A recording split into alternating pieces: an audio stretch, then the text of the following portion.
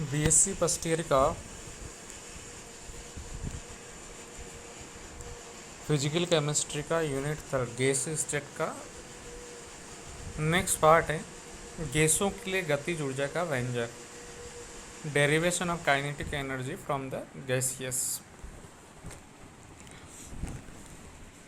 गैसों के अणुगतिक सिद्धांत की व्यापक समीकरण के अनुसार पीवी इक्वल टू 1/3 mn/²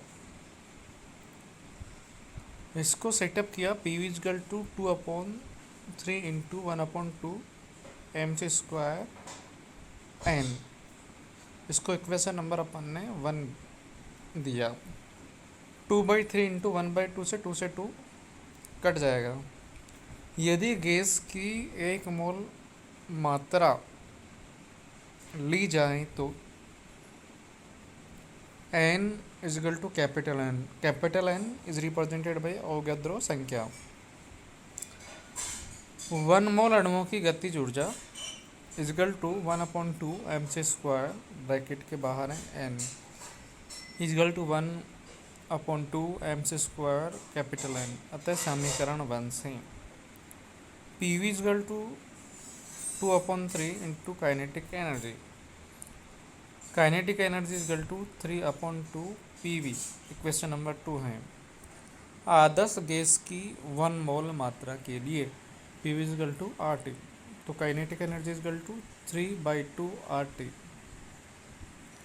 ये समीकरण ही आदर्श गैस की 1 मोल मात्रा के लिए गतिज ऊर्जा का सामान्य व्यंजक है, जिसके अनुसार अणुओं की गतिज ऊर्जा ताप के समानुपाती होती है। Kinetic energy is directly proportional to temperature. Kinetic energy को इंक्रीज करोगे तो टेम्परेचर इंक्रीज होगा, टेम्परेचर इंक्रीज करोगे तो काइनेटिक एनर्जी इंक्रीज होगी। वाई? अणुओं की टक्करें आपस में बढ़ेगी तो एनर्जी को इंक्रीज करेगी। अणुगति सिद्धांत से गैसीय नियमों की प्राप्ति। अणुगतिक सिद्धांत की व्यापक समीकरण के अनुसार PV equal to 1/3 mn/²। PV equal to 2/3 × 1/2 mn/²। परंतु अणुगति सिद्धांत के अनुसार गतिज ऊर्जा 1/2 mn/² इंटू टी।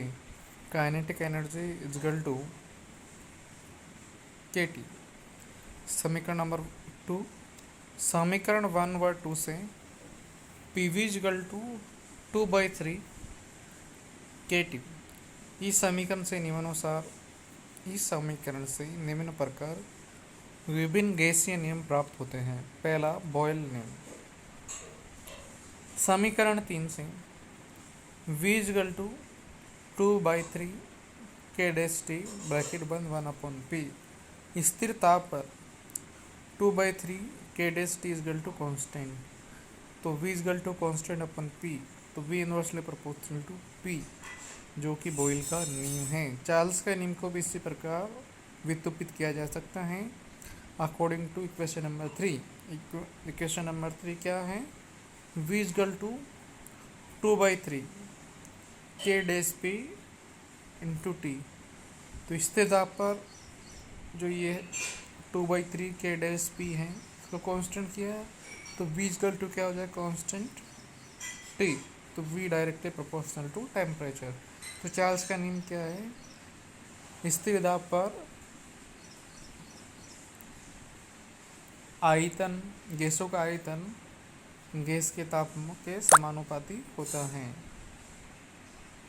अवोगाद्रो नियम। अणुगति सिद्धांत की व्यापक समीकरण के अनुसार PV is equal to 1/3 mn/²। दो भिन्न पात्रों में पृथक पृथक गैसें ली जाए तो प्रथम गैस के लिए समीकरण है P1 V1 is equal to 1/3 m1n1c1²। समीकरण 2। इसी प्रकार द्वितीय गैस के लिए समीकरण है P2 V2 is equal to 1/3 m2n2c2²। यदि दोनों गैसों के लिए दाब आयतन के मान समान हो तो P1 V1 is equal to P2 V2। समीकरण 2 व 3 से 1/3 m1n1c1 square equal to 1/3 m2n2c2 square. अणुगति सिद्धांत के अनुसार अणुओं की गतिज ऊर्जा के ताप के समानुपाती होती है। अतः यदि दोनों गैसों के ताप बराबर हो तो उनके अणुओं की गतिज ऊर्जा भी बराबर होगी। अर्थात 1/2 m1c² equal to 1/2 m2c2 square. Equation number 5। समीकरण 4 को समीकरण 5 से भाग देने पर तो क्या आ जाएगा, n1 इजल टू n2। यही क्या है, अवोगाद्रो का नियम है।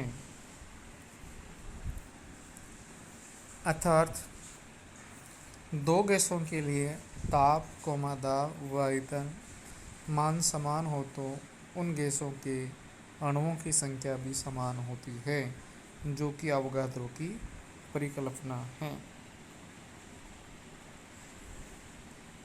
नेक्स्ट है वास्तविक गैस, रियल गैस, अनादर्श गैस, नॉन आइडियल गैस। गैसों का आदर्श व्यवहार से विचलन, डेविएशन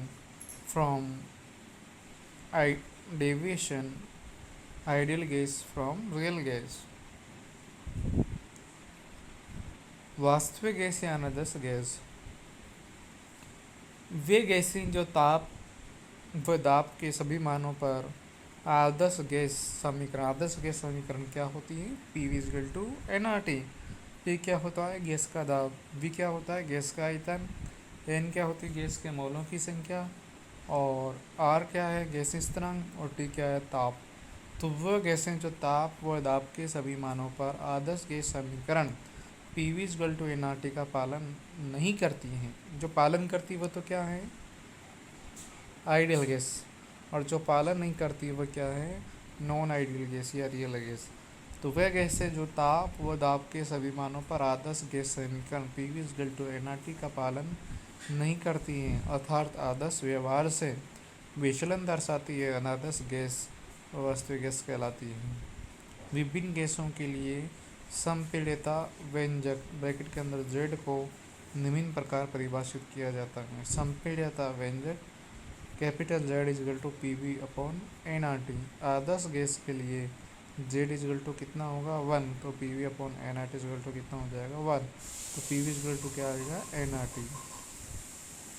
वास्तविक गैसों के लिए Z नॉट इक्वल 1, तो PV upon nRT not equal 1, तो PV equal to not equal nRT। गैसों के आदर्श व्यवहार से विचलन को प्रदर्शित करने के लिए अम्य घट एक निश्चित ताप पर विभिन्न गैसों के लिए निम्न प्रकार के Z संपीड़ितता गुणांक है versus P। Z versus P के मध्य ग्राफ प्लॉट किया। Z यहाँ पे संपीड़ितता गुणांक है, व्यंजक को रिप्रेजेंट करता है, और गैस किसको, दाब को रिप्रेजेंट करता है। देखिए Z इक्वल टू 1 होता है संपीड़ितता गुणांक। जिस गैस के लिए Z का मान 1 है तो वह इस गैस का पालन करेगी। और अब देखिए Z की वैल्यू लेस देन 1 है तो ऋणात्मक विचलन दर्शाएगी। जैसे गैस दी हुई आपको, दी हुई है CO2 है, O2 है, N2 है, तो ये ऋणात्मक विचलन दर्शाती है। और हीलियम H2 है, इनका मान Z का मान 1 से अधिक है, ये धनात्मक विचलन दर्शाती है।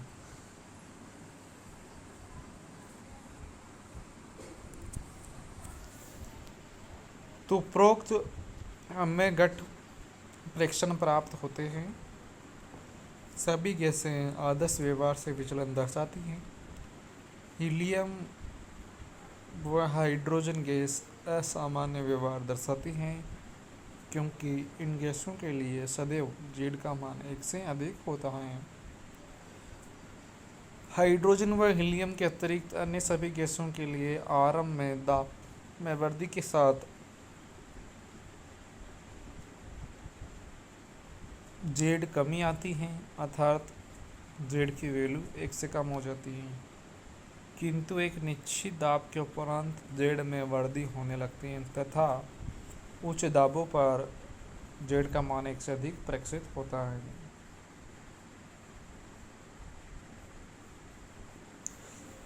फोर्थ पॉइंट है गैस के लिए जेड की वैल्यू 1 से कम होती है तो अवस्था आदर्श व्यवहार से ऋणात्मक विचलन को बताती है, जिसमें गैस की संपीड़ितता अधिक होती है, इसलिए वो सरलता से द्रवित हो जाती है। गैस के लिए जेड की वैल्यू एक